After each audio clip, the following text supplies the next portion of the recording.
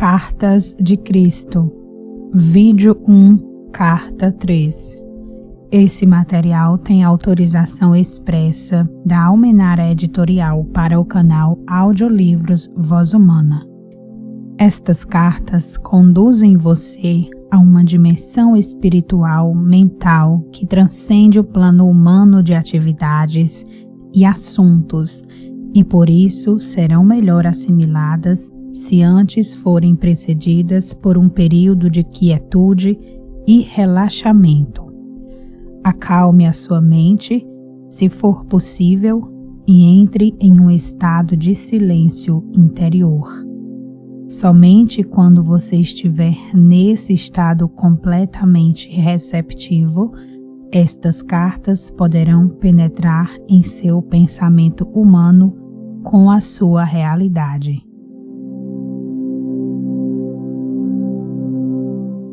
Meu ilimitado amor celestial impulsiona-me a voltar uma e outra vez para escrever à humanidade, com a intenção de que finalmente, quando, como muitos, você estiver preparado para recebê-lo, possua o conhecimento que lhe permitirá transcender sua humanidade e fundir-se com o Pai Consciência, o verdadeiro amor-consciência, no qual realizam-se todas as coisas generosas e preciosas.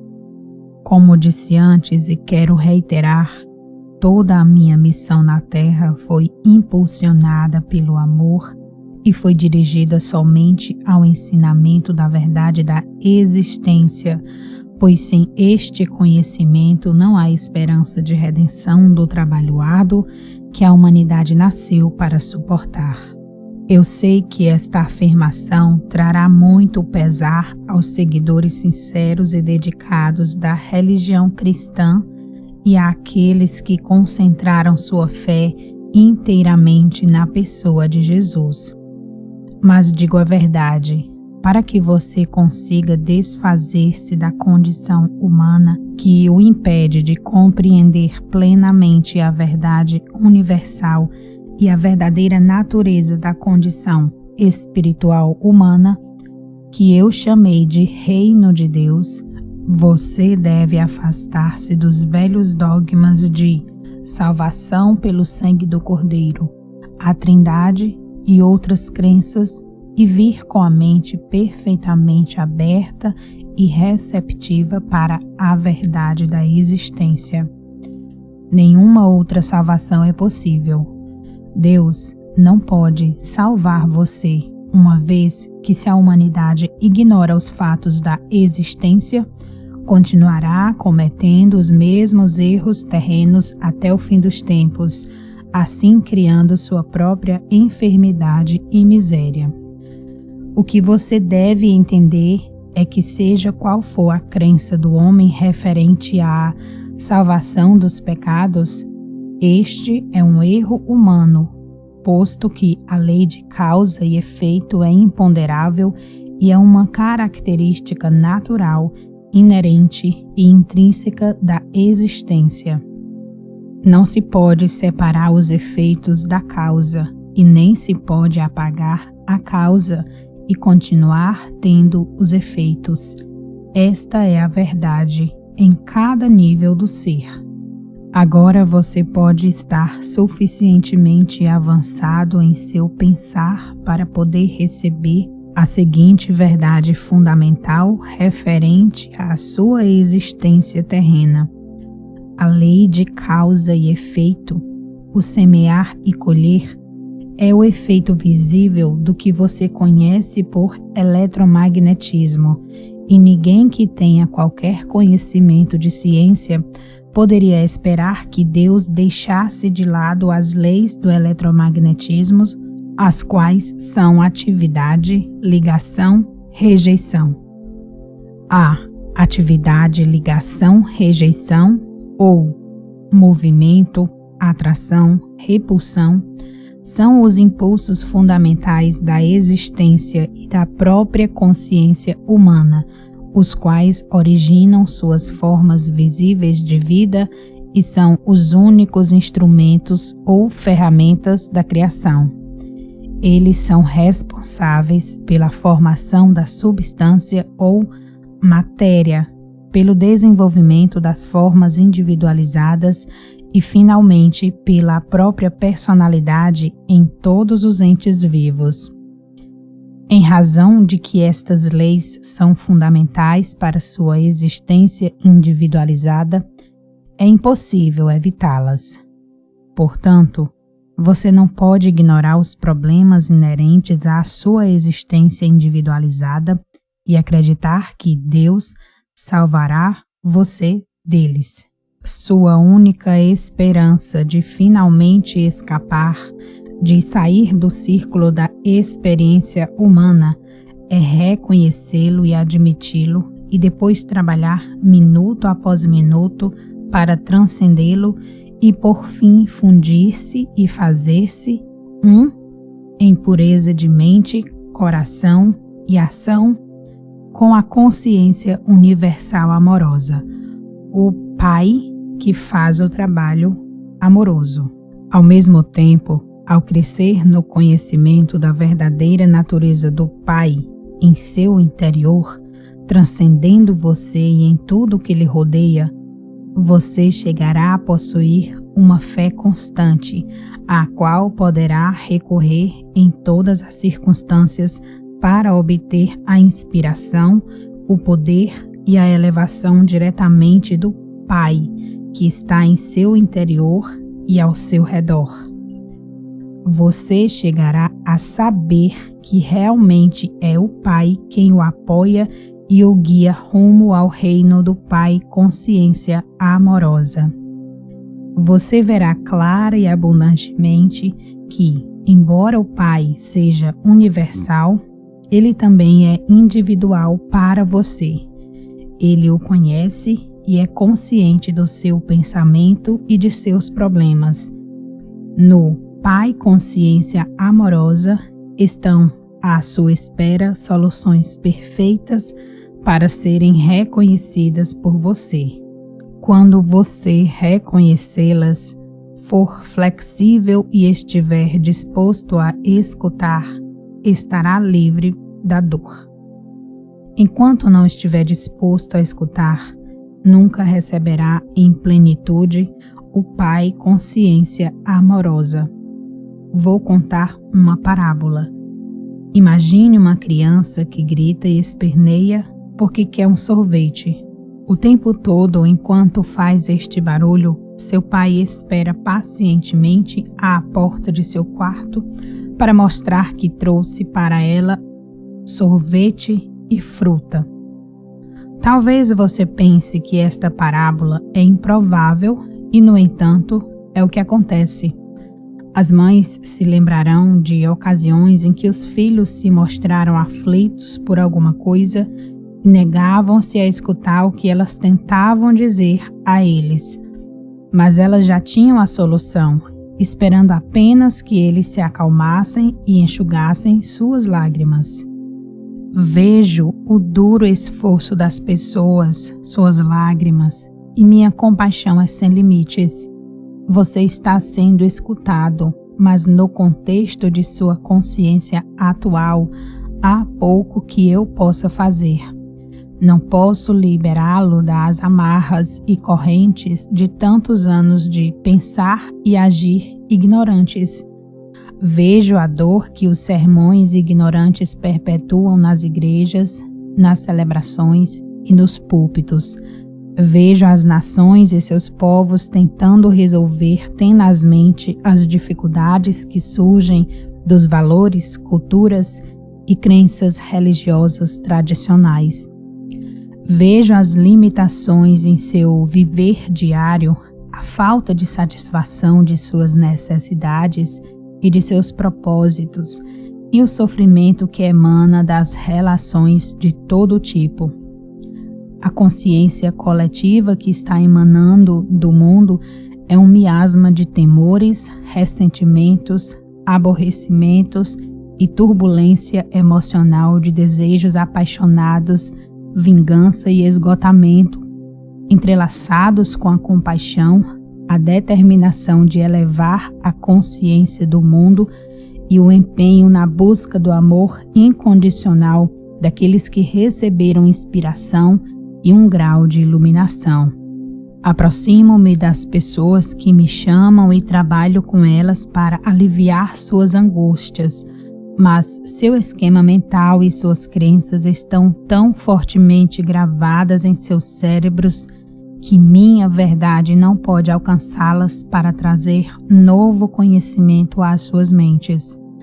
Ainda que brevemente e de maneira imperfeita, muitos ouviram, faltou a elas, no entanto, a valentia para aceitar novas ideias e falar claramente.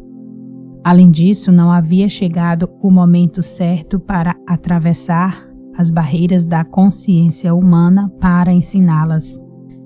Mas agora é o momento certo. Vocês entraram em uma nova distribuição de frequências vibratórias que permitirá mais facilmente elevarem-se acima da materialidade da era precedente. Esta afirmação pode parecer estranha, mas há uma reserva de conhecimento referente às energias que vocês ainda não começaram a entender. Neste momento, não há mente terrena capaz de compreender. Para vocês é possível apenas imaginar o espectro de energia, o que não é a verdade. Assim, será de grande ajuda para você se puder aceitar minhas afirmações com confiança, porque elas são a verdade. Você está entrando em novas frequências de vibração pertencentes à consciência humana que permitirão que siga adiante no desenvolvimento espiritual mental que descrevi na carta 1. Como me afastei um pouco do assunto, devo agora reiterar. Você não pode escapar das leis fundamentais da existência no que se refere ao seu pensar e sentir, semear e colher, do mesmo modo que não pode escapar das leis do eletromagnetismo em seu mundo material, pois o eletromagnetismo é o impulso que produz a lei do semear e colher, do mesmo modo que o eletromagnetismo produz a forma dentro do campo fundamental das partículas de energia. E assim não é possível continuar acreditando no dogma cristão e ao mesmo tempo tentar seguir estas cartas. O dogma referente à salvação por minha morte na cruz, a Trindade, a ressurreição física da morte, o uso do incenso e outras formas estabelecidas de oração são errôneas, e os fatos que agora estão sendo apresentados nestas cartas são a verdade. O dogma e os ornamentos sacramentais são o que se poderia chamar de pretextos para ganhar sua atenção e lealdade, mas obscurecem a verdade de meus ensinamentos. Portanto, estas cartas tinham que ser escritas. A única maneira pela qual eu poderia atingir o mundo neste momento em que ele está pronto para entrar em uma nova distribuição mental-emocional, era usando uma mente receptiva, obediente e preparada para receber a instrução e fazer o trabalho manual por mim. Estas cartas oferecem o único meio pelo qual as pessoas encontrarão o caminho rumo à dimensão espiritual, na qual todo o erro humano se dissolve e somente resta o amor. Qualquer outra coisa que possa ser dita é puramente racionalização e razões humanas, e estas não são a verdade. As pessoas estão buscando novas formas de solucionar velhos problemas, particularmente na América, mas até que compreendam a verdadeira natureza da vida, do ego e das leis da existência, apenas aumentarão a força do ego e sua dor continuará. Enquanto registro para você nas páginas seguintes a simples verdade que trouxe há 2 milênios, lembre-se de que esta verdade permanece constante e consciente.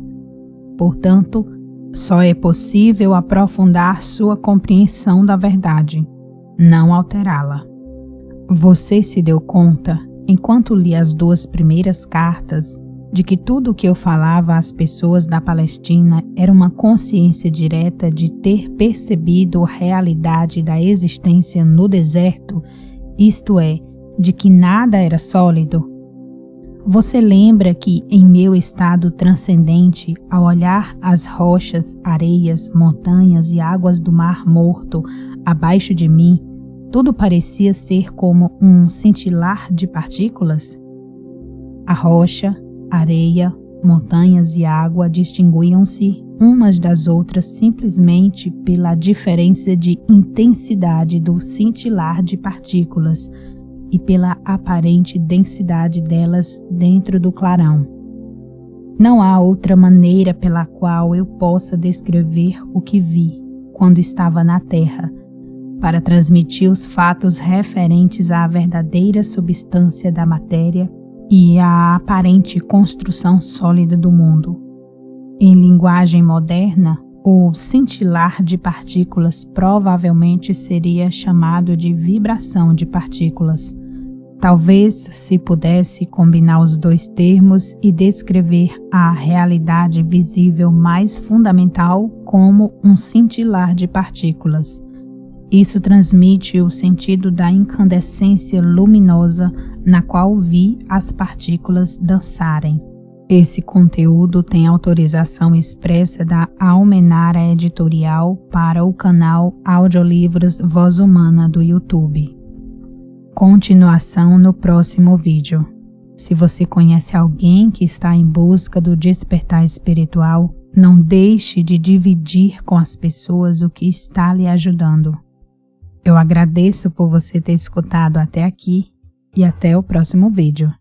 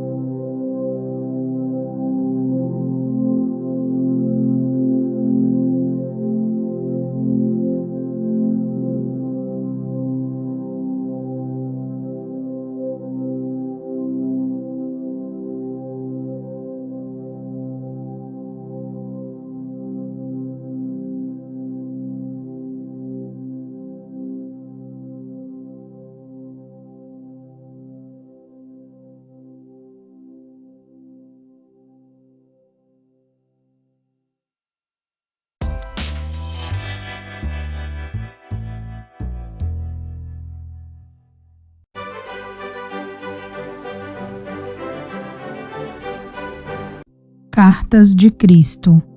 Vídeo 2, Carta 3.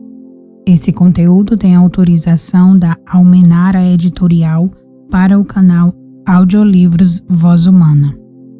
Continuação. Tendo dito tudo isso como introdução para o relato de minhas atividades na Palestina, deixe-me levá-lo para um outro dia, 2000 anos atrás, quando o sol brilhava, o céu estava limpo, azul claro, e comecei a subir as colinas com meus discípulos, em uma tentativa de afastar-nos para descansar, meditar e orar. Mas isso não aconteceria. Tínhamos pensado em escapar. Porém, apesar de dizer para as pessoas quais eram as nossas intenções, primeiro nós fomos seguidos por uns poucos, que então avisaram outros de que estávamos indo para os montes. Embora tivéssemos pedido que voltassem aos seus lares, os poucos logo se tornaram um grande grupo de pessoas que nos seguia a certa distância. Insistiam em que eu falasse com elas.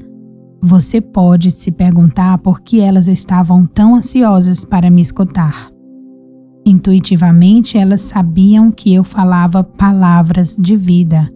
Sempre mostrei a atividade do Pai ao seu redor e isto deu a elas esperança e ajudou-as a ver o mundo com um novo olhar. Falei do amor e elas se sentiram confortadas. Foi por isso que pude dizer, sabendo que elas me entenderiam e que estariam de acordo comigo. Abre aspas. Venha a mim, você que está cansado e oprimido, e darei a você descanso. Meu jugo é suportável e minha carga leve. Fecha aspas. Elas sabiam que quando eu pronunciava estas palavras, o que fazia com frequência estava comparando as regras e leis dos líderes judeus com a verdade que estava apresentando ao povo. Então, quando as pessoas me suplicaram que ensinasse, o que poderia fazer se não sentar-me sobre uma rocha logo acima delas e ensinar? Decidi que se elas tinham vindo de tão longe para ouvir-me, escutariam algo que recordariam e possivelmente falariam disso durante a vida toda. Eu sabia que apesar de tudo o que tinha dito a elas acerca do Pai e o Pai Amor, ainda tinham medo de que Deus as rejeitasse. Embora eu tenha tentado ajudá-las a compreender que o Pai de quem falava não era o Deus personalizado que elas adoravam, sabia muito bem que estavam confusas. Mesmo tendo dito uma e outra vez que o Pai estava em seu interior, continuavam preocupadas sobre receber um castigo vindo do alto por acreditarem em minhas palavras. O que deveria ensinar naquele dia?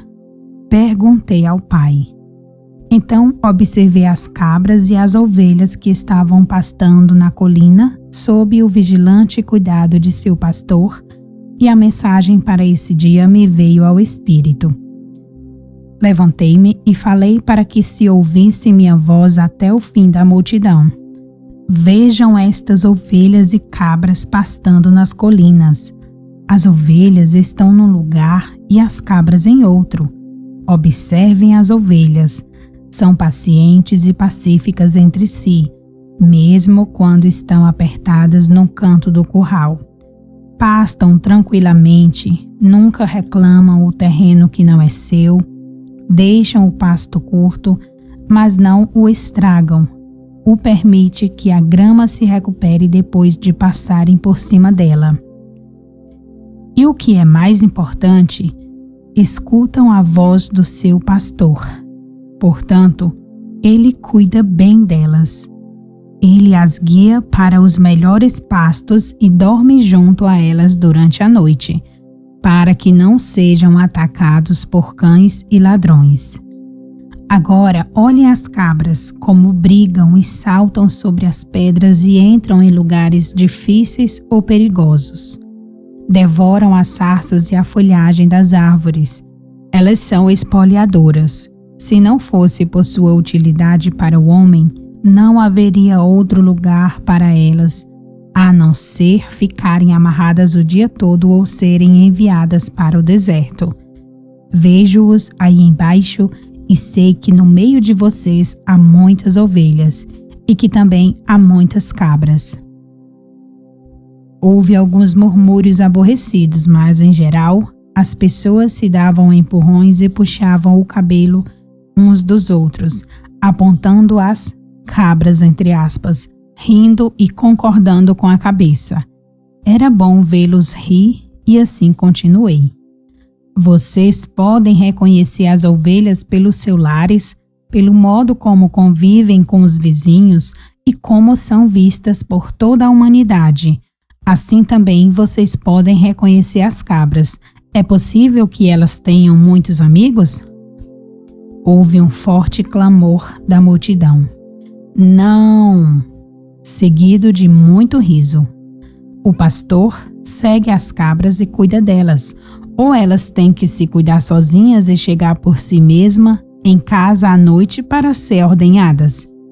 De novo a multidão ria e respondia de maneiras distintas, algumas muito engraçadas e engenhosas. E assim é com aqueles que são ovelhas e aqueles que são cabras. Vocês recebem a proteção do Pai se são ovelhas e não são protegidos se são cabras, porque vão teimosamente seguindo seus próprios desejos todos os dias e possivelmente deixando atrás de si um rastro de destruição.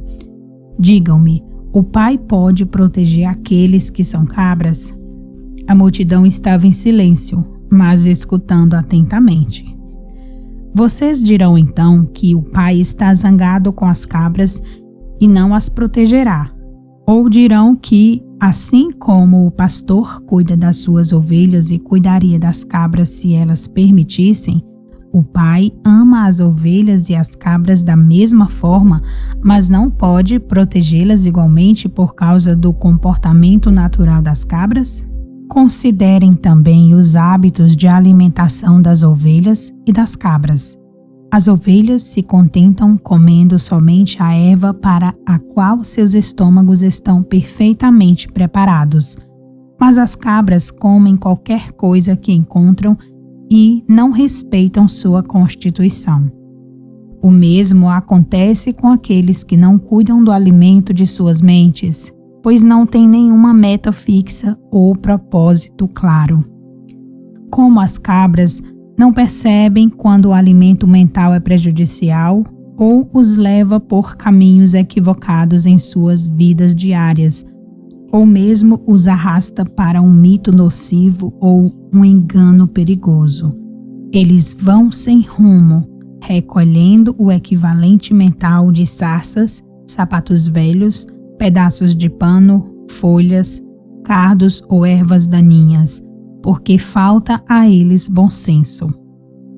Um homem perguntou: Mestre, e se uma pessoa é ovelha, comete um erro e se vê numa confusão, o pai a abandonará? Respondi com outra pergunta: O que faz o pastor se uma de suas ovelhas cai num buraco, ou escorrega por um barranco, ou se vê aprisionada nas sarças? Eu digo: o pastor deixa o rebanho e rapidamente vai buscar a ovelha perdida, e não a abandonará até que a traga de volta sã e salva. Assim acontece com o Pai. Nenhuma ovelha pode evitar enganar-se de uma ou outra maneira, mas não duvide de que o Pai logo atenderá ao seu balido e a resgatará. E se uma cabra começar a comportar-se como uma ovelha e atender à voz do pastor, então ela também estará sob a proteção do pastor e será cuidada da mesma maneira que as ovelhas. Assim é com vocês e o reino do céu, o reino de Deus. Várias vozes elevaram-se, pedindo-me que ensinasse o significado do reino de Deus. O que estou dizendo a vocês não é o mesmo que ouviram de qualquer outro profeta em qualquer tempo. Não tentem entender o que digo pensando no que disseram seus mestres. Eles podem somente repetir o que está nas Escrituras e não possuem nenhum conhecimento pessoal do reino de Deus ou do céu. Deus não está contido em nenhum lugar, mas está em todas as partes, como estão os céus e o ar sobre vocês. A Santa Palavra pronunciou a verdade quando disse: em Deus você vive, se move e tem o seu ser. Pois o reino de Deus está acima, ao redor e também dentro de vocês, e vocês podem entrar no reino de Deus. As pessoas exclamavam com impaciência: mas o que é isso? É um estado de mente e de coração no qual você está plenamente possuído por Deus, seu Pai. Quando você está nesse estado, o Pai é a cabeça de seu corpo e dirige tudo o que você faz e toda a sua vida. Algumas pessoas resmungavam: como isso é possível? É possível estar tão vazio do eu, de desejos egoístas, inimizades, raivas, ciúmes, cobiça, de desejos de vingança, que somente Deus fique no controle de sua mente e de seu coração. E depois o que acontece? Perguntou uma mulher. Então você entra no estado de ser que é dirigido por Deus. Isto é totalmente belo e glorioso. É amor, é generosidade, é cuidar dos demais como cuida de si mesmo, é não julgar, pois você aceita os outros tal como são, sabendo que também são filhos de Deus e que estão igualmente sob o cuidado do Pai. É felicidade sem medida, impossível de descrever. É sentir alegria pela beleza do mundo, é viver sem limite e energia aumentada. É saúde e é satisfação de cada uma de suas necessidades, mesmo antes de tê-las. Por que os rabinos não nos contam estas coisas? Diziam várias pessoas reclamando. Porque só eu vi o Pai, somente eu sei como se fizeram o mundo e as leis da existência.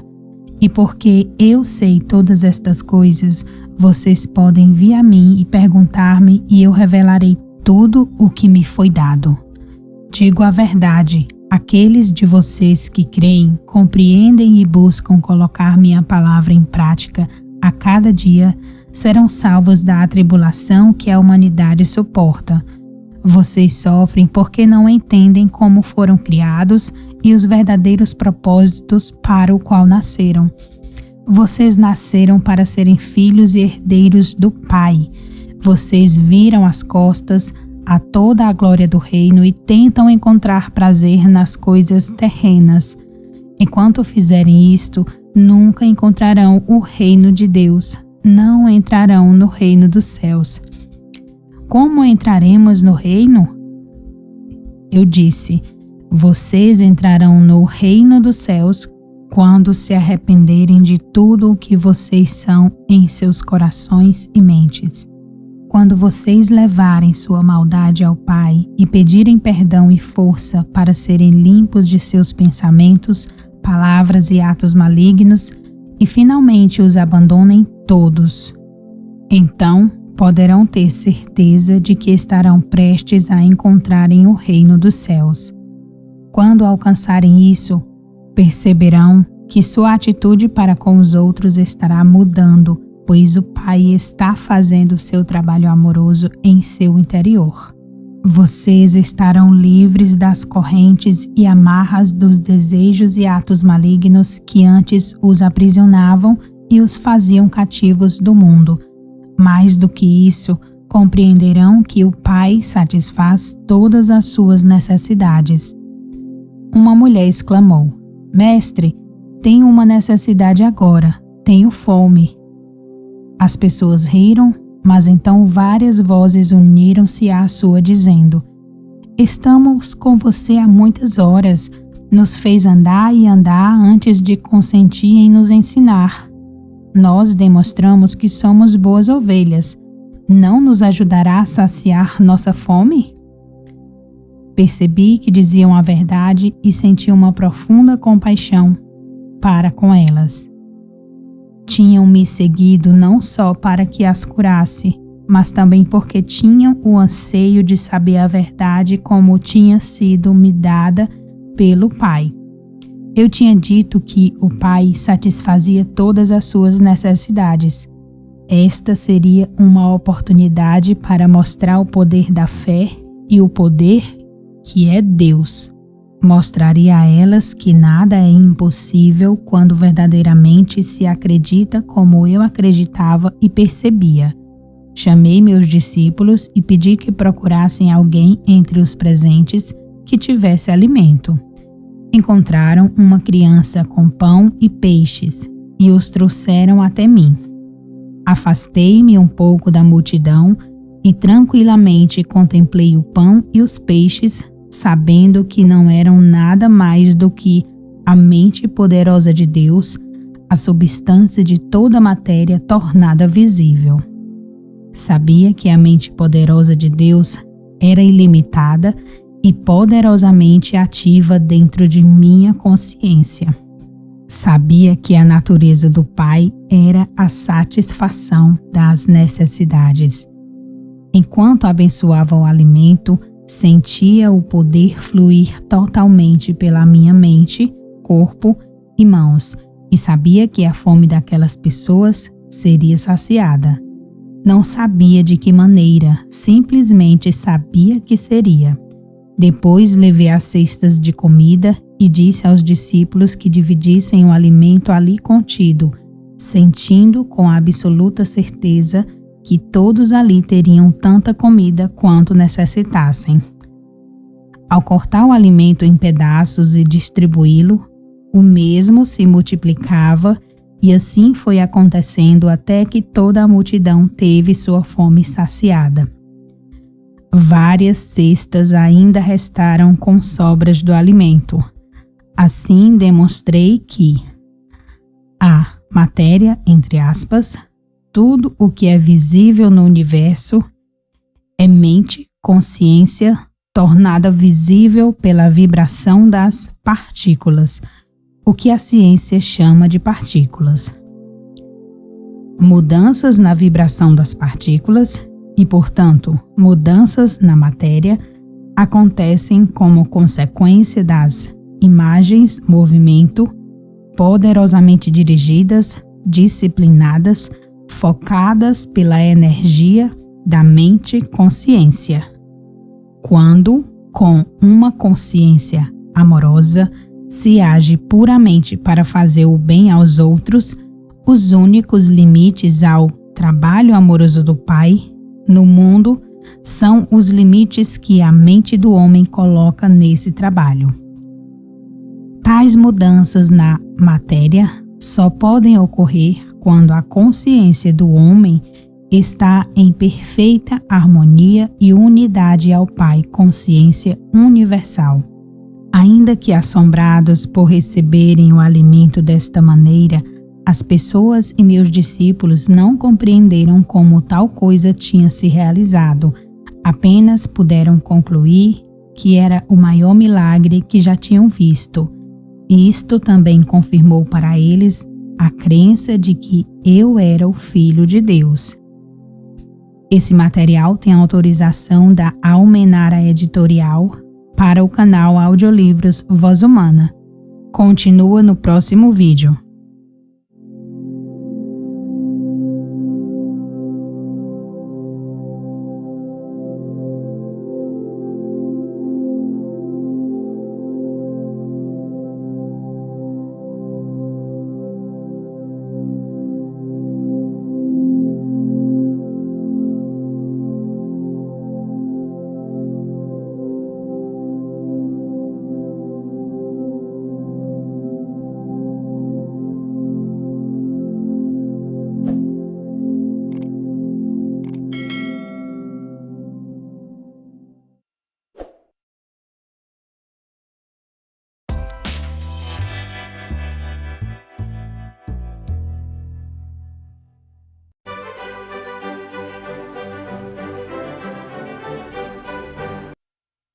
Cartas de Cristo, vídeo 3, carta 3, continuação.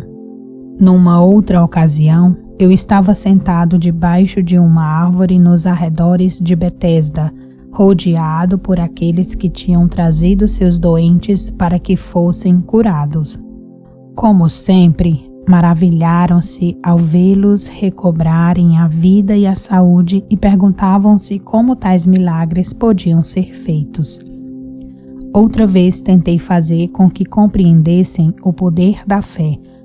Nos evangelhos está escrito que eu disse que se um homem possuísse a fé do tamanho de um grão de mostarda, poderia mover montanhas. Esta afirmação é uma interpretação errônea do que verdadeiramente eu disse e revela o pouco que meus discípulos e os evangelistas compreendiam dos meus ensinamentos quando nós tivemos na terra. Se alguém tivesse a fé do tamanho de um grão de mostarda, o que significa isso? Como se pode medir a fé de tal maneira? Fé é fé.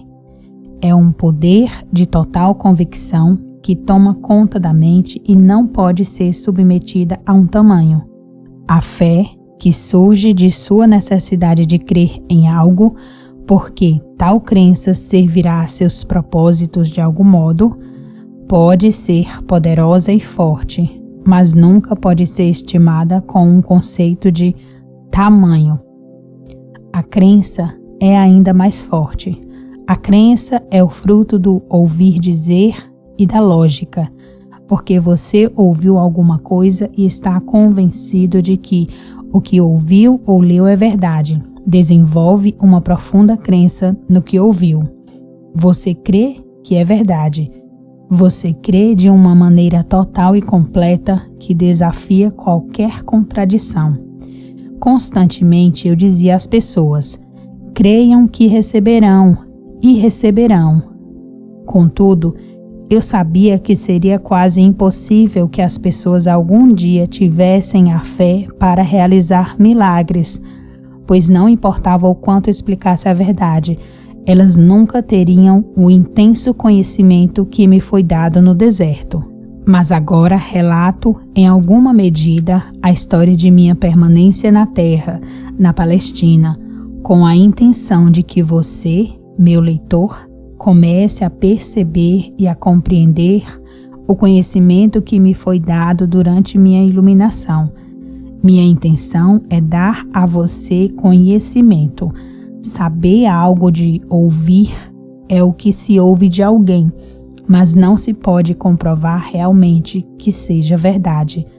Conhecer é saber alguma coisa que foi dita ou que você leu, e as novas informações tornam-se conhecimento porque o que você ouviu ou leu coincide logicamente e com realismo com todos os pedaços de conhecimento que você já tem e que você pode compreender e crer de maneira realista e lógica. Você sabe que o que sabe é verdadeiro. Você tem um sentido de convicção. Até agora, alguns de vocês tiveram fé em Jesus Cristo, mas se pareciam a crianças precoces. Sua fé foi em parte cega e obediente, porém entrelaçada a muita dúvida. Portanto, quaisquer que fossem as suas necessidades, dependiam de Jesus para que a obra se realizasse. Mas, na realidade, muito do que vocês creem ter recebido diretamente de Jesus foi sua própria fé em Jesus que se tornou visível na forma das coisas pedidas. Ainda que esta fé ingênua seja muito importante para seu bem-estar, aqueles de vocês que são capazes de avançar no caminho espiritual rumo à perfeição devem agora alcançar um nível mais profundo de verdadeiro conhecimento sobre a relação entre a mente e a matéria.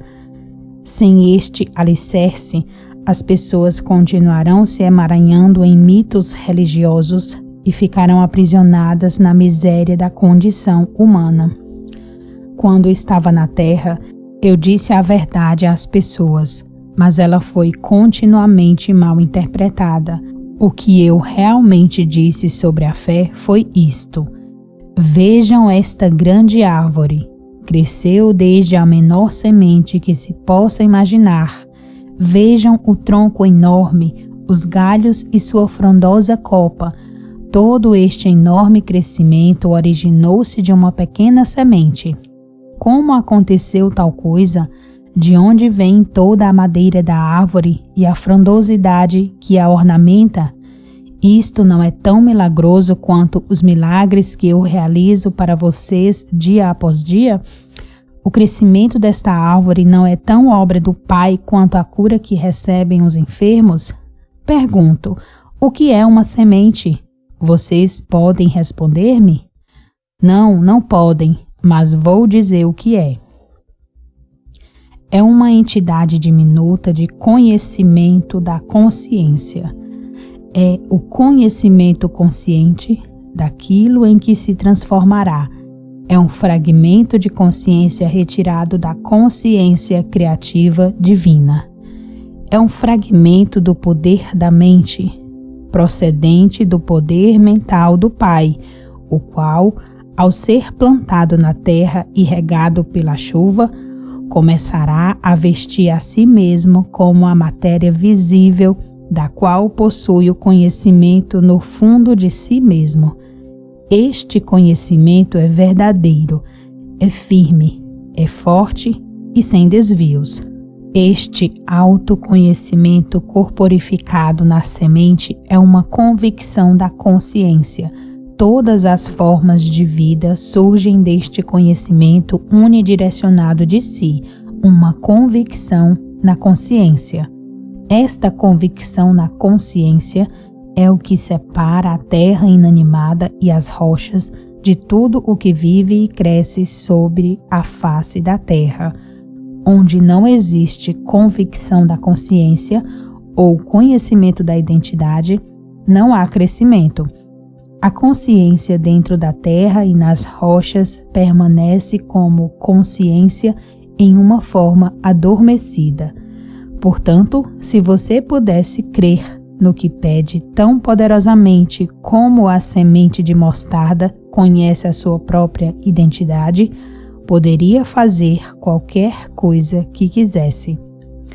Se você pudesse levar dentro de sua mente uma semente, o plano aperfeiçoado de seus objetivos mais profundos, e saber sem qualquer dúvida que ela pode crescer e chegar à perfeita realização, você poderia ver essa semente maravilhosa ganhar vida própria, que logo se manifestaria em sua vida.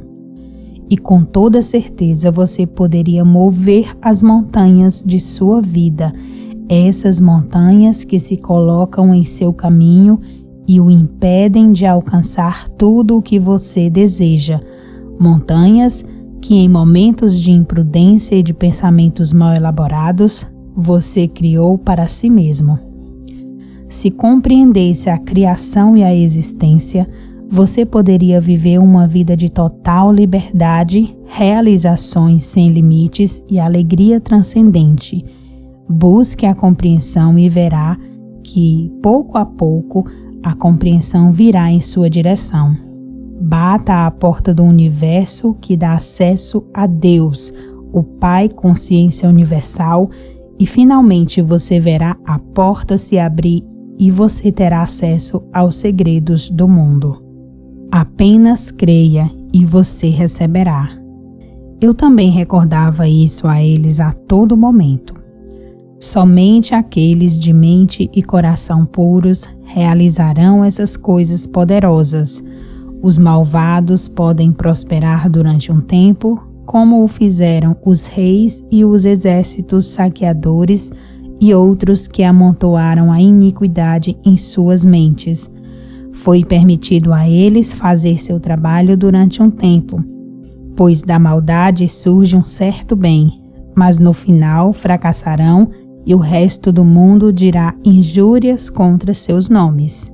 Então, se você quer ter sucesso, examine suas motivações. Os desejos que surgem simplesmente do anseio egoísta de riquezas ou conforto, no fim acabam em desengano, doença e morte. E a você que lê estas palavras digo: não deixe ninguém se atrever a negar a verdade que trago, até que você também tenha andado o caminho da renúncia de si que eu percorri na terra e que tenha alcançado a mesma união com o Pai e as alturas do conhecimento e a compreensão indiscutível que possuo. Quando você tiver alcançado tudo isto, já não terá nenhum desejo de negar essa verdade e será incapaz de deixar de se unir a mim e ensinar ao próximo. Até esse momento, mantenha-se em paz, e não deixe que ninguém conheça sua ignorância. No mundo inteiro, as pessoas frequentemente acolhem meus ensinamentos com prazer, por serem da mais alta moral e por serem os princípios mais perfeitamente formulados para o bom comportamento e viver diário. Contudo, afirmam rapidamente que as histórias sobre os milagres devem ser deixados de lado, pois estes são aberrações das leis naturais do universo e são impossíveis. Este tipo de pensamento levanta barreiras ao futuro progresso do desenvolvimento científico e espiritual do qual a mente humana é capaz. De fato, não vinha à Terra para apresentar uma nova religião ou um código moral mais alto do que aquele dado por Moisés nos 10 Mandamentos. Meu propósito foi o de trazer uma nova percepção de Deus como Criador e a compreensão da existência em si mesma. Deste conhecimento deveria surgir uma nova forma de viver. A atitude correta para com minha missão na Terra neste 3º milênio é a de reconhecer que os milagres que eu realizei estão mais além da capacidade do ser humano médio neste momento. No entanto, tais milagres foram exemplos do que pode ser alcançado no futuro, quando as mentes das pessoas estiverem plenamente imbuídas do verdadeiro conhecimento da existência e estiverem também, por meio da fé, da meditação e da oração, totalmente sintonizadas e impregnadas da consciência universal, vida, amor. Foi realmente verdade que andei sobre as águas quando meus discípulos embarcaram para cruzar o lago? Se você leu a narração bíblica deste incidente, perceberá que meus discípulos tinham me deixado para trás. Ansiava pela oportunidade de afastar-me de qualquer contato humano, de retirar-me para as colinas para mais uma vez entrar em profunda meditação, permitindo que a minha consciência se unisse à dimensão universal da consciência de Deus. Enquanto estive nesse estado espiritual que transcende a consciência humana, toda a consciência física desapareceu e fui levado em êxtase na corrente universal da vida. Soube que a vida universal era tudo, que a vida era a realidade de meu ser e que tudo mais eram aparências mutáveis, transitórias da vida universal, tornadas visíveis. Soube e senti que eu era a própria vida e que, ao introduzir-me na consciência da vida, mais além da consciência terrena, as leis que governavam meu ser físico eram transcendidas e já não se aplicavam à carne e ao sangue de meu corpo humano. Desejei mover-me neste novo estado transcendente e vi a mim mesmo saindo da caverna flutuando. Vi meus discípulos no lago e soube que estavam em aflição.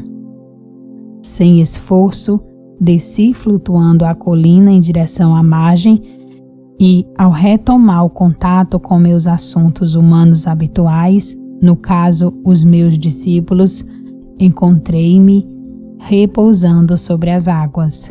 No entanto, ainda estava no estado em que percebia plenamente que eu mesmo era a vida individualizada e, portanto, que meu corpo estava banhado pelo poder vital que continuava me deixando mais leve e transformando a estrutura atômica do meu estado físico.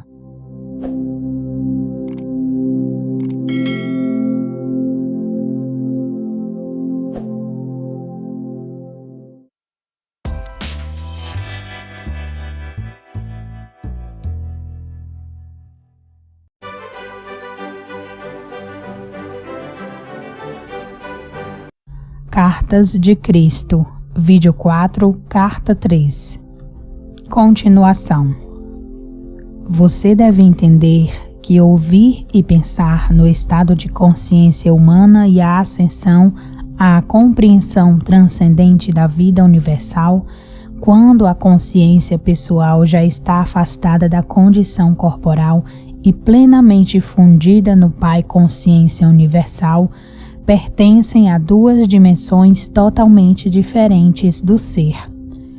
A consciência humana pode receber inspiração do Pai Consciência Universal, mas a inspiração que se recebe se mistura à condição humana e frequentemente é mal interpretada, segundo o conhecimento armazenado que já controla o cérebro e, portanto, os próprios processos mentais.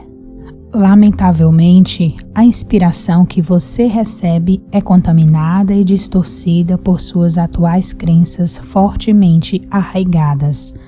Considere que o estado de percepção e compreensão transcendente emerge da condição física. O cérebro já não está no controle, já não possui influência sobre o estado de percepção transcendente, que é a verdade essencial. Esse estado já não é mais controlado ou afetado pelas crenças humanas. Esse é um estado de o que realmente é, que está por trás da manifestação visível da existência, em vez de estar na dimensão humana de o que se acredita que a existência é. É nesse estado de consciência transcendente que os milagres não são mais do que o trabalho normal da lei universal.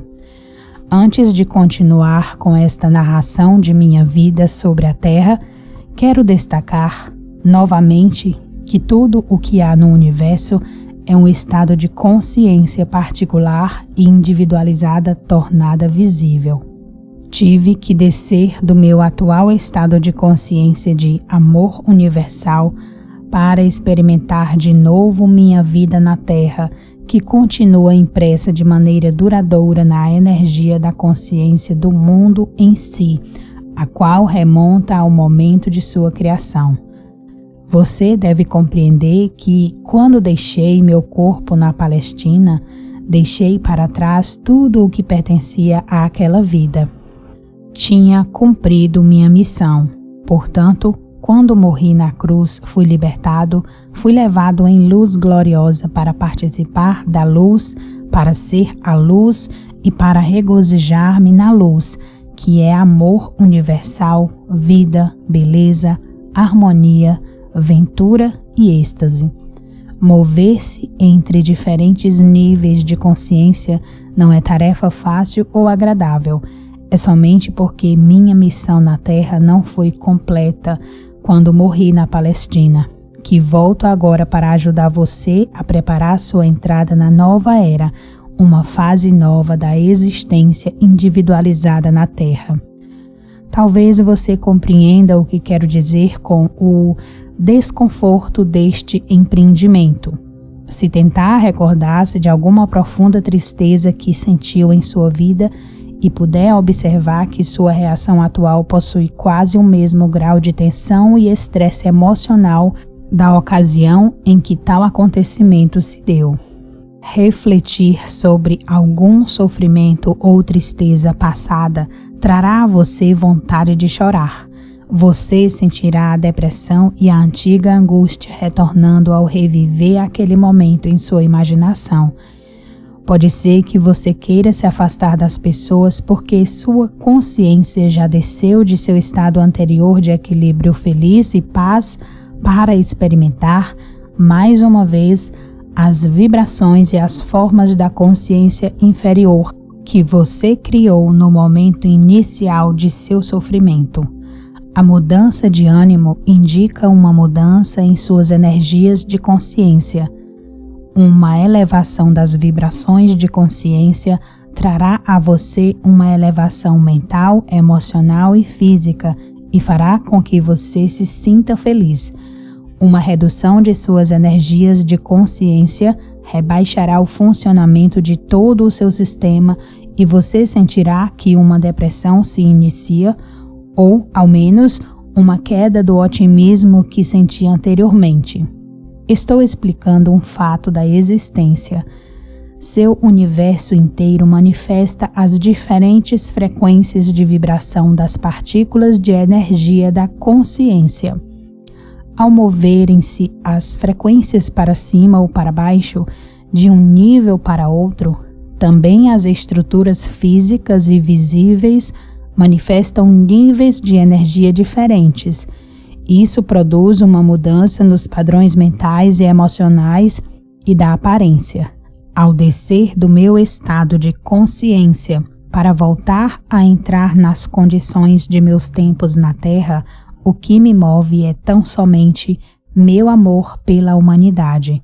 Faz 2000 anos que os cristãos estão revivendo o trauma de minha crucificação. Alguns, inclusive, experimentaram o estigma, que nada mais é do que uma resposta emocional histérica e mórbida àquilo que acreditam que suportei. Essas pessoas se superexcitam até viverem picos emocionais próximos ao frenesi, imaginando a angústia dos meus sofrimentos antes de minha morte.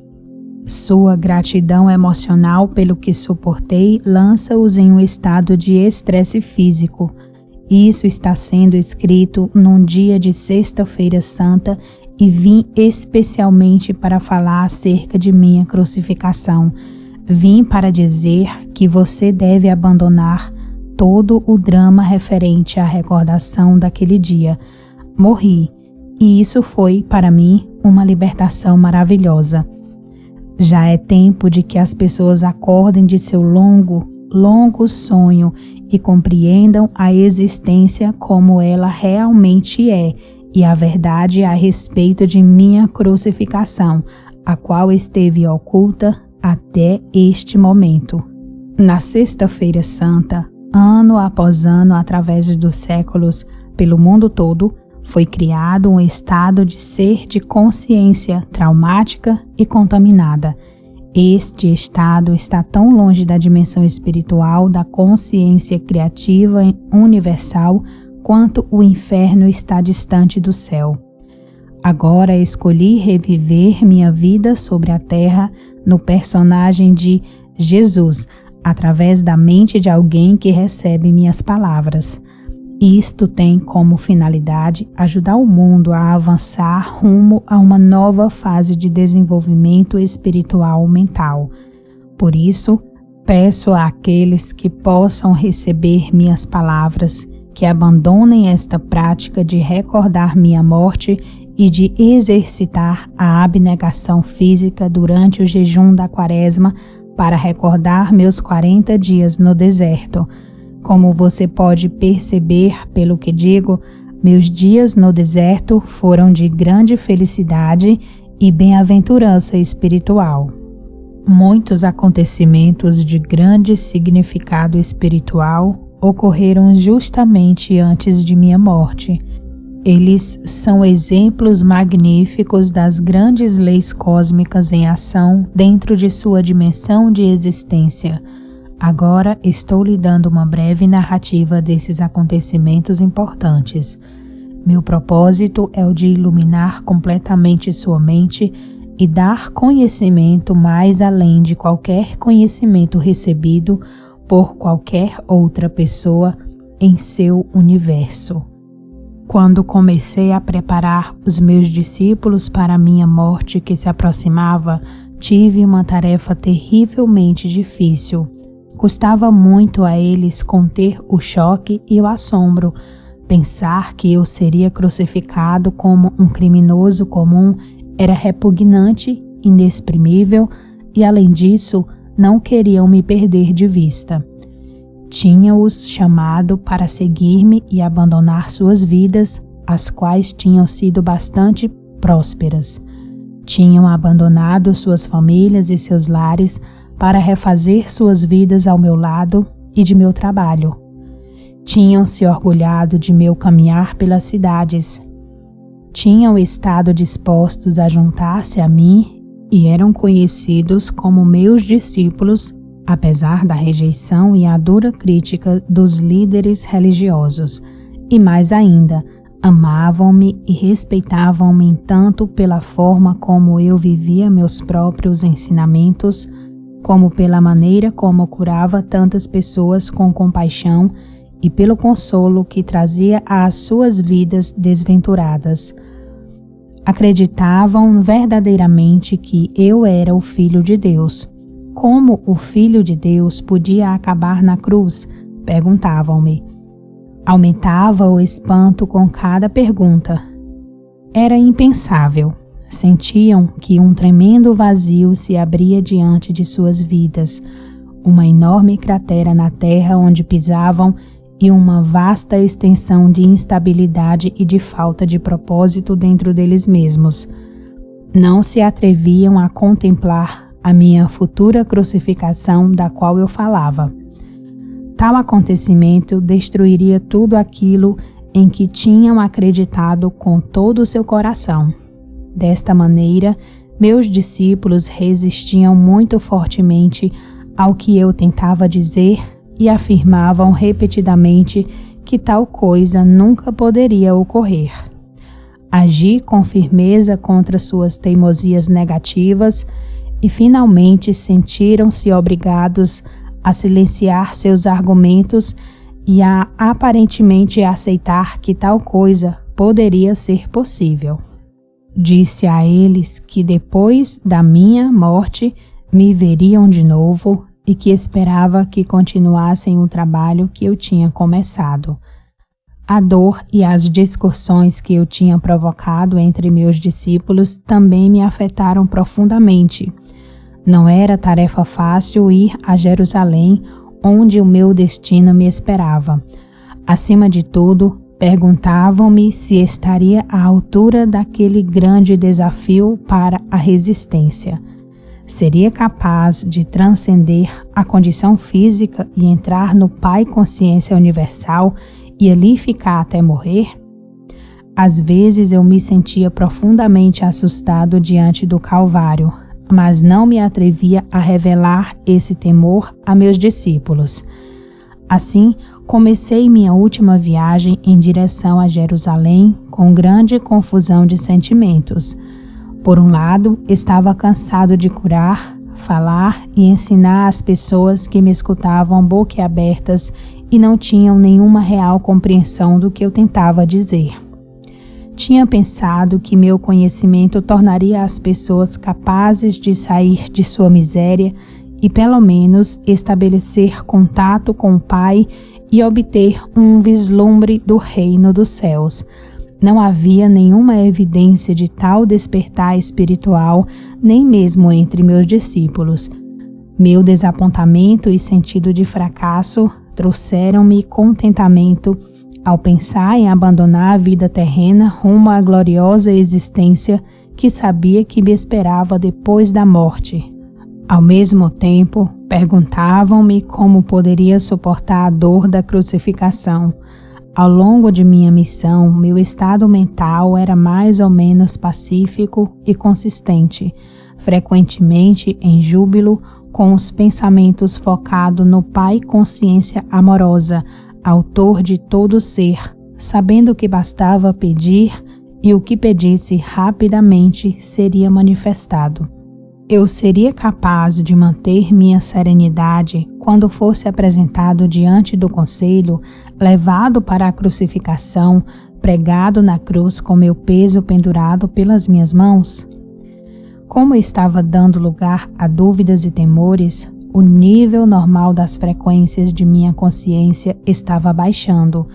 Eu estava descendo novamente às frequências da consciência do plano terreno. Voltei a ser vítima de minha antiga agressividade que me incitava a atos irracionais que eu não teria sequer considerado quando estava em meu estado anterior de total harmonia com o Pai Consciência Amorosa. Minhas dúvidas e conflitos se exteriorizavam em minha vida como emoções e impulsos humanos que eram opostos à lei cósmica do amor. Primeiro aconteceu o episódio da figueira.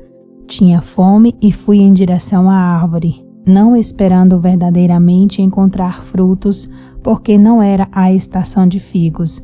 Ao ver que a busca era infrutífera, amaldiçoei a figueira. 24 horas depois, ela havia murchado até as raízes. Foi uma experiência chocante. Era a primeira vez que minhas palavras tinham causado dano a algo. Contudo, mostrou claramente a meus discípulos o poder do pensamento para o bem ou para o mal. Demonstrou que quanto mais espiritualmente evoluída é uma pessoa, maior é o impacto de suas palavras no meio ambiente. Aproveitei a oportunidade para explicar aos meus discípulos que eu tinha me comportado de maneira irrefletida, como o faz a maioria dos homens e mulheres que, tendo grandes expectativas, não consegue o que quer. Essas pessoas costumam reagir com raiva, lágrimas e até com palavras fortes que podem ou não significar um desejar mal ou maldizer a pessoa que tenha negado o que eles desejavam. Eles já tinham visto por eles mesmos o que a minha maldição tinha causado à figueira. Agora deveriam compreender que, tendo uma forte convicção, poderia ser concedido a eles qualquer coisa que pudessem desejar ou imaginar, mas também deveriam estar constantemente conscientes de sua própria condição mental, emocional. Não deveriam guardar rancor dos outros, mas sim perdoar rapidamente. Do contrário, poderiam causar muito mal àqueles com quem estivessem ressentidos. E isto seria devolvido a eles no devido tempo, como a colheita do que semearam. E mais ainda, tal como é a semeadura, assim é a colheita. Sabia que o que eu tinha causado à figueira inevitavelmente retornaria para mim de uma ou outra maneira. Então levei os meus discípulos para o templo. Muitos anos tinham se passado desde que eu tinha estado lá e sabia que minha visita serviria para desencadear os acontecimentos que levariam à minha crucificação. Algumas pessoas me reconheceram e comecei a ensinar em resposta a seus pedidos. Foram se juntando mais pessoas e os agiotas se amontoaram, começando a reclamar. Seus gritos e queixas barulhentos interromperam a linha de meu pensamento enquanto ensinava. De repente, a cólera tomou conta de mim.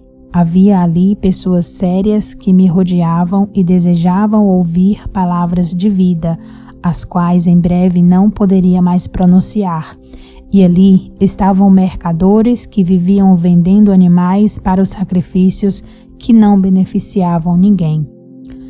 Aqueles homens somente traziam dívidas e miséria às pessoas. Senti o sangue subir minha cabeça, empurrei as mesas espalhando o dinheiro e expulsei do templo os homens de coração duro. Esse material tem autorização da Almenara Editorial para o canal Audiolivros Voz Humana. Continuação no próximo vídeo. Muito obrigada por ter escutado até aqui e até lá.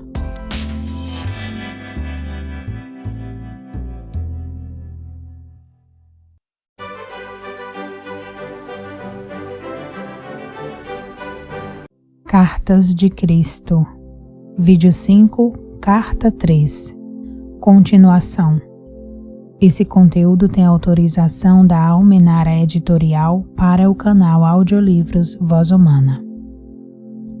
Então houve uma tremenda comoção de gritos e lamentações. Alguns brigavam para apanhar o dinheiro. Os mercadores amaldiçoaram-me, chamando-me de malvado, dizendo que eu fazia o trabalho de Belzebu e outros 1000 demônios mais. Os sacerdotes, os fariseus e todas as pessoas que valorizavam os sacrifícios do templo vieram correndo para averiguar a causa do barulho e da confusão. Ouviram a história dos mercadores e se sentiram tão ofendidos com meus atos que se lançaram aos gritos em condenações e lamentos, para assim impressionar os sacerdotes, cada um protestando mais alto do que seu vizinho, demonstrando seu horror pelo que eu tinha feito. Nunca antes tinha se visto tal coisa no templo. Até mesmo aqueles que antes tinham me escutado estavam incomodados pela minha obstinação e se perguntavam que tipo de homem eu poderia ser. Estavam juntos vendo os acontecimentos quando os sacerdotes e fariseus se aproximaram e os convenceram de que eu tentava destruir tudo aquilo no que acreditavam, pregando um Deus falso, totalmente contrário a qualquer coisa que tinham ouvido falar nas sinagogas. Os sacerdotes passaram a eles a sua própria raiva ultrajada e convenceram-nos de que meu pecado também os contaminaria se continuassem a dar ouvidos às minhas loucuras.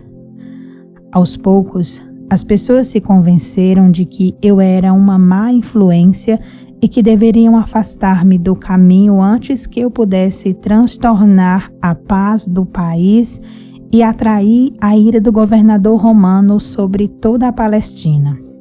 Meus discípulos, envergonhados pelo que eu tinha feito, sigilosamente deixaram o lugar e esconderam-se entre as ruelas a alguma distância do templo. Quando mais tarde regressaram para onde eu estava, demonstraram claramente que estavam profundamente incomodados com meus atos. Perguntavam-se se eu tinha perdido o juízo ou se tinha ficado louco profetizando minha morte e depois fazendo aquelas coisas que provavelmente a provocariam. Foi nesse momento que Judas, aquele que nunca havia abandonado verdadeiramente suas crenças judaicas, começou a duvidar de que eu fosse verdadeiramente o Messias. Fazia 3 anos que eu ensinava o povo e não se via nenhum sinal de que o domínio romano se enfraquecia. 3 anos e as pessoas não estavam mais perto da felicidade que eu havia prometido. E agora parecia que estava a ponto de converter-me num perturbador da paz, fazendo cair a ira de Roma sobre suas cabeças. Judas ficou sabendo que o sumo sacerdote judeu queria se desfazer de mim, e então ofereceu seus serviços para me identificar quando assim fosse pedido. Quando foi a hora de celebrar a Páscoa com meus discípulos, organizei uma ceia com todos reunidos no grande salão. Sabia que era a última vez que comeria na terra. Não desejo voltar profundamente à consciência daquela noite. Senti grande tristeza por ter que deixar meus discípulos que tinham me servido tão bem. Com a tristeza, todos os meus temores e conflitos reapareceram. Tive momentos de profunda autopiedade. Senti que ninguém compreendia o que havia procurado fazer pelo meu povo e o sacrifício que estava disposto a fazer por ele. João estava contando uma expressiva história sobre a última noite dos israelitas no Egito, antes de escaparem para o deserto. Falava das instruções de Moisés ao chefe de cada família para que matassem um cordeiro sem mancha, que o cozinhassem de certa maneira e pintassem com aquele sangue as portas das moradias israelitas, porque naquela mesma noite viriam os anjos para matar todos os filhos primogênitos dos egípcios e o seu gado. Com vivacidade, recordou a agitação dos egípcios ao despertarem e encontrarem o primogênito de cada lar ensanguentado, sem que nenhum tivesse se salvado. Era o tipo de história horrível que eu rejeitava por não ter nenhum valor para a pessoa que buscava a verdade espiritual mais elevada. Eu me perguntava até que ponto meus discípulos realmente tinham entendido quando eu falava de seu Pai Celestial e seu amor por toda a humanidade. Como podiam entusiasmar-se com o pensamento de anjos matando os primogênitos dos egípcios, quando eu tinha dito com toda a clareza que Deus, o Pai, era amor? Mas os judeus sempre haviam se preocupado com o derramamento de sangue para redimir seus pecados. Até mesmo Abraão, o fundador da nação israelita, convenceu-se de que devia levar o seu único filho ao deserto, matá-lo e oferecê-lo em sacrifício a Deus. Um pensamento pagão e revoltante. Pensei nos sacrifícios de animais no templo. Amando a todos os seres vivos da criação como eu amava, esta prática era para mim uma abominação, e agora eu estava a ponto de ser levado para a morte porque tinha me atrevido a pronunciar as palavras da verdade.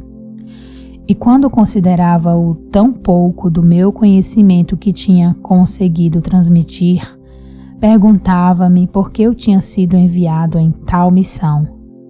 Senti de repente um estremecimento de ressentimento e raiva se entrelaçar aos sentimentos habituais de amor para com aqueles homens.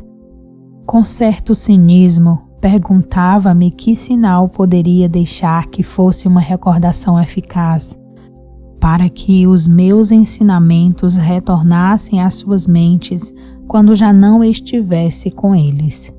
Se podiam esquecer tão rapidamente todos os meus ensinamentos sobre o amor do Pai e desfrutar a horrível história da Páscoa enquanto eu ainda me encontrava na mesma sala com eles, de que se recordariam quando morresse como um malfeitor, entre aspas, na cruz, a mais desprezível das mortes?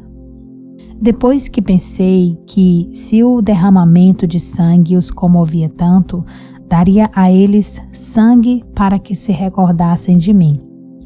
Com essas reflexões irônicas, apanhei um pão, parti-o, passei-o a meus discípulos e disse que o comessem. Comparei o pão partido com o futuro de meu corpo partido e pedi que repetissem o partir o pão e o distribuir em lembrança do sacrifício de meu corpo para trazer a verdade sobre Deus e a verdade sobre a vida, a verdade sobre o amor. Percebendo que eu estava com um humor estranho, pararam de comer, escutaram, pegaram o pão e comeram em silêncio.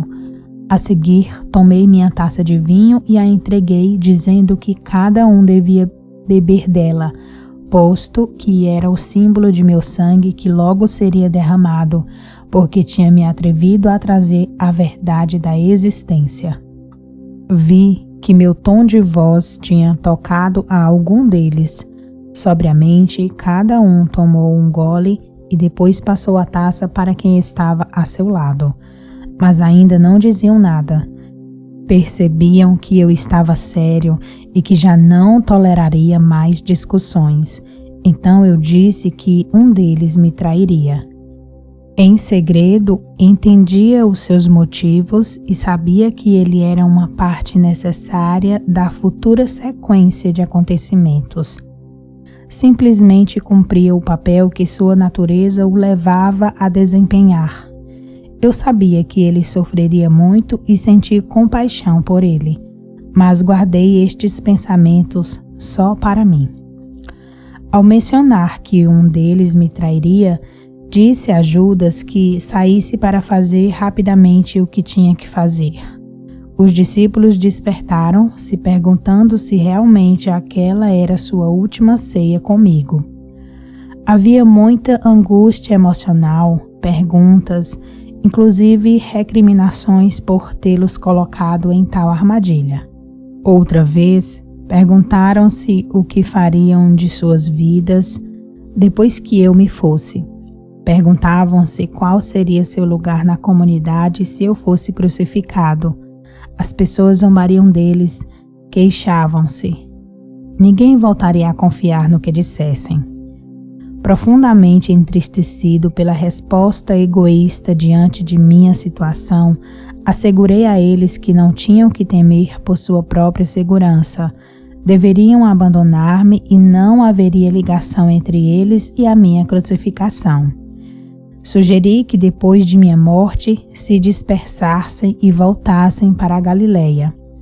Pedro comoveu-se profundamente e reagiu com violência, negando que algum dia me abandonaria, mas é claro, foi o que ele fez. Mesmo depois de todo o amor que tinha por meus companheiros e de tudo o que desejava obter para eles, naquele momento de minha própria necessidade, ainda encontrava total falta de compreensão, até resistência. Sua única preocupação era sobre o que poderia acontecer a eles. Não houve nenhuma palavra amável, oferecimento de ajuda ou angústia pela minha dura prova futura. Como era duro o coração humano, pensei. Quantos penosos séculos teriam que passar antes que a humanidade pudesse ir mais além de sua própria dor e sofrimento para sentir talvez uma faísca de amor e compaixão para com os outros desafortunados que se encontrassem numa situação pior do que a deles. Porém, ainda que profundamente decepcionado e mesmo machucado por suas reações egoístas, compreendi-os e procurei dar aos meus discípulos coragem para enfrentar o futuro e assegurei que sempre estaria com eles, mesmo quando estivesse fora de suas vistas.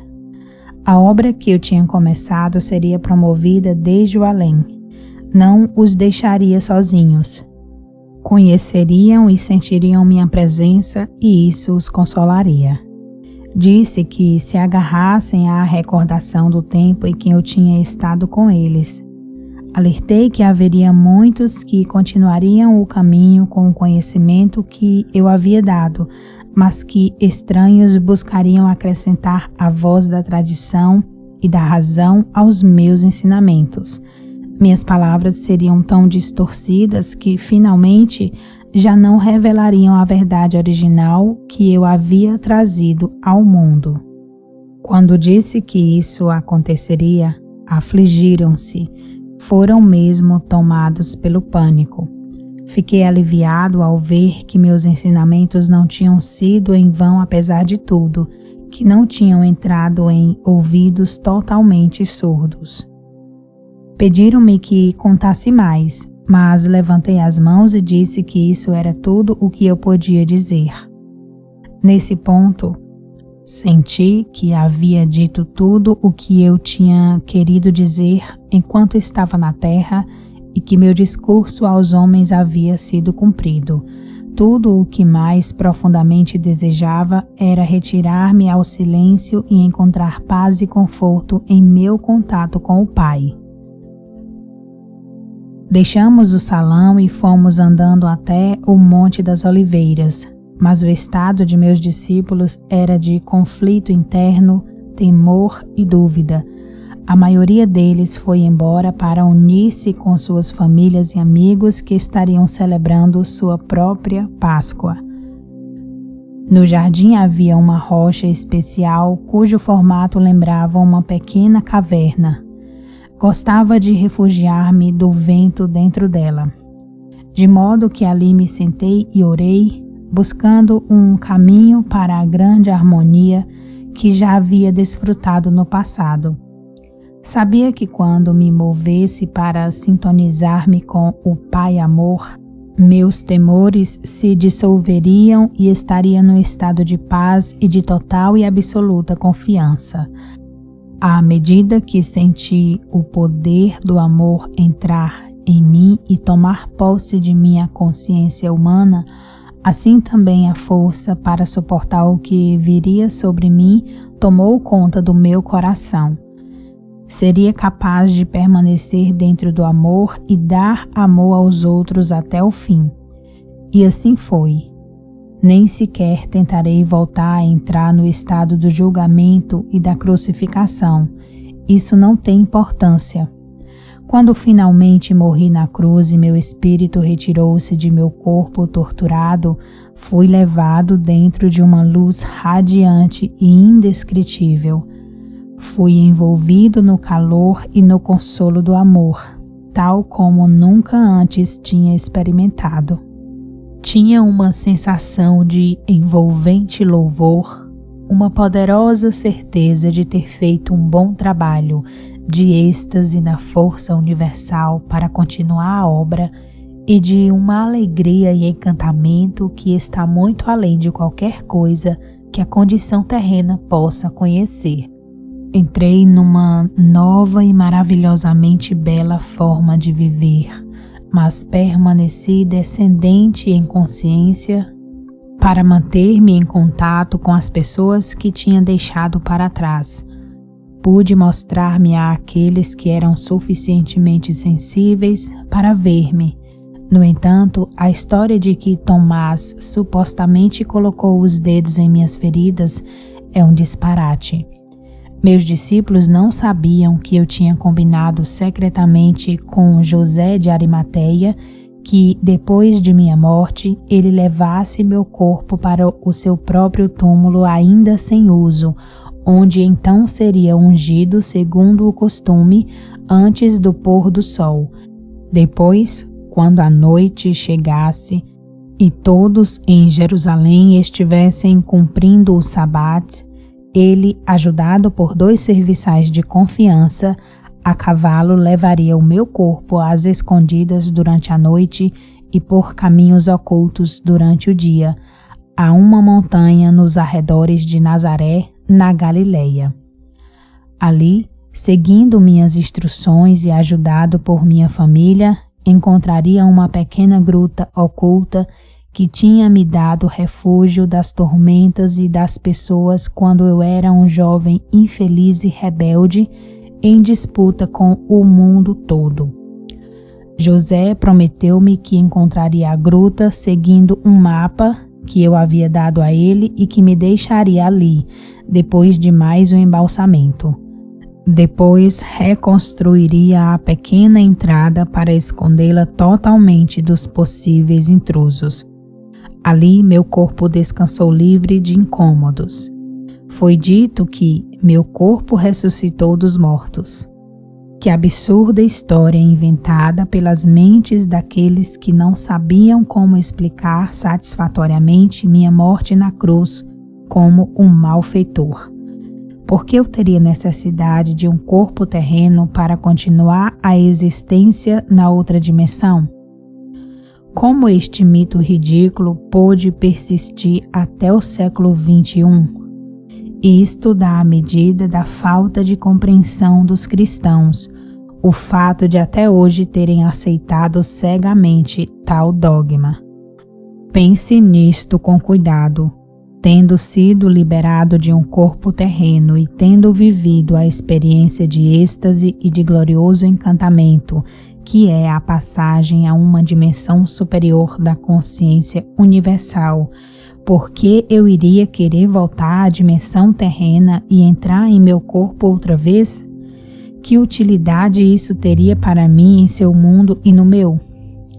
Enquanto a substância física de meu corpo, durante a vida na Terra, poderia ser espiritualizada quando estivesse perfeitamente harmonizada com o Pai Consciência Amorosa, meu corpo não seria um transtorno e impedimento para minhas viagens posteriores nos reinos espirituais superiores? As coisas visíveis não são mais do que uma manifestação das frequências vibratórias específicas na consciência, que produzem um cintilar de minúsculas partículas, criando um aspecto de matéria sólida. Cada substância visível possui sua própria frequência vibratória única. Uma mudança na taxa de vibrações produz uma alteração na aparência da matéria. Quando as energias da consciência mudam, também mudam as aparências da matéria. Portanto, era possível que eu me concentrasse e baixasse as frequências de minha consciência a tal ponto que minha forma se tornasse visível ao olho humano. Podia retornar aos meus discípulos e ser visto por eles, e assim o fiz. Amava-os mais do que nunca e devia a eles tanto consolo e apoio quanto era capaz de dar depois de minha morte. Além disso, era necessário dirigir meu próprio poder dentro de suas mentes, com o fim de dar a eles o ímpeto e a coragem para continuar a obra que eu havia começado.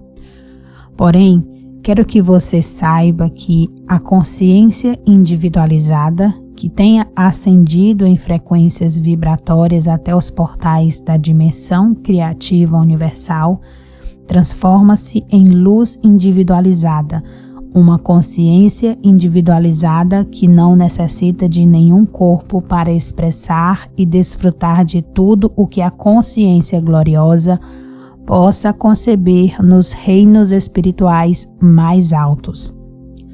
É um supremo estado de ser e de encantamento sem nenhuma das necessidades, desejos ou impulsos experimentados por aqueles que não tenham ido mais alto e além do ego.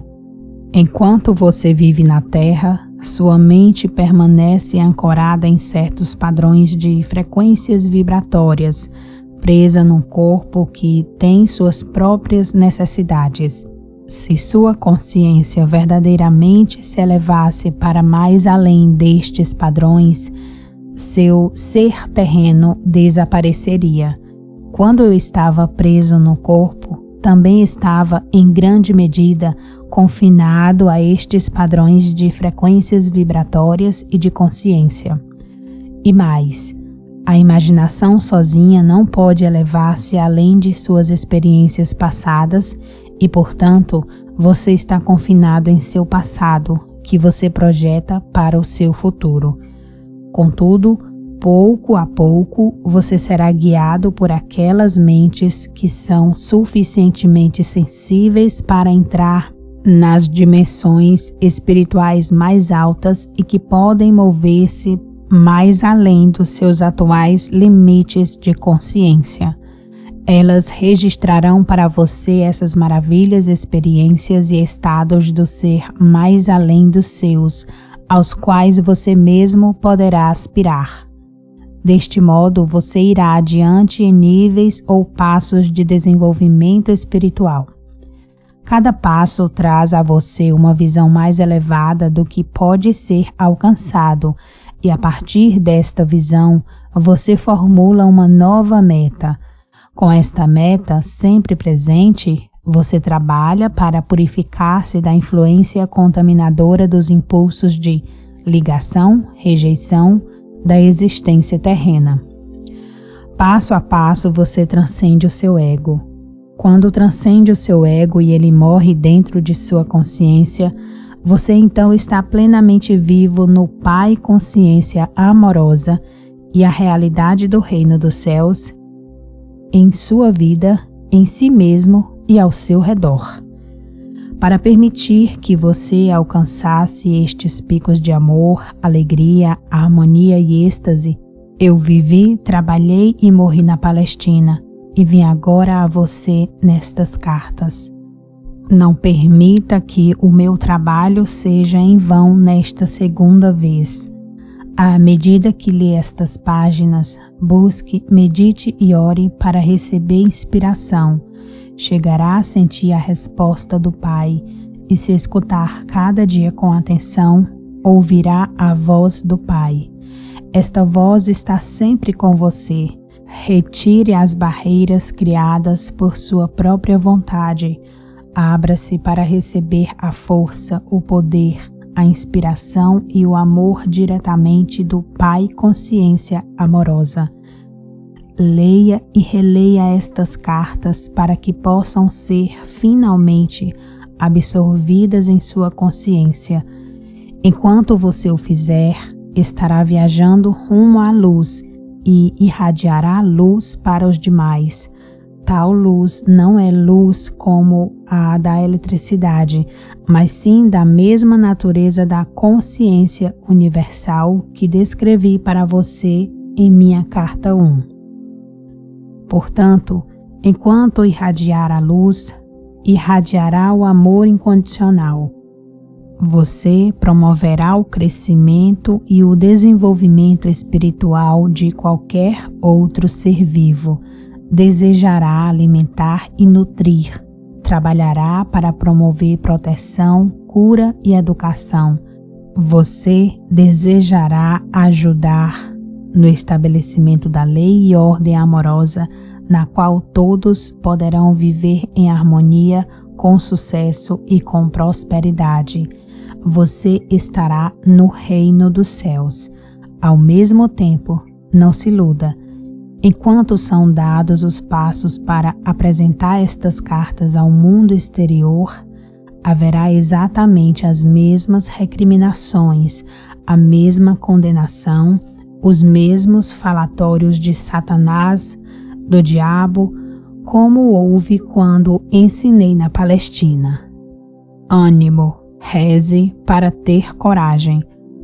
Aqueles que suportarem até o final se elevarão por cima da confusão e da violência e descansarão na paz e na alegria do reino. Fim da carta 3. Peço a você que escutou até aqui que contribua com o canal apenas comentando, curtindo o vídeo e compartilhando para pessoas que precisam desse conhecimento. Ajude a salvar vidas. Gratidão, muito obrigada por ter escutado até aqui. Nos encontraremos na carta 4. Até lá!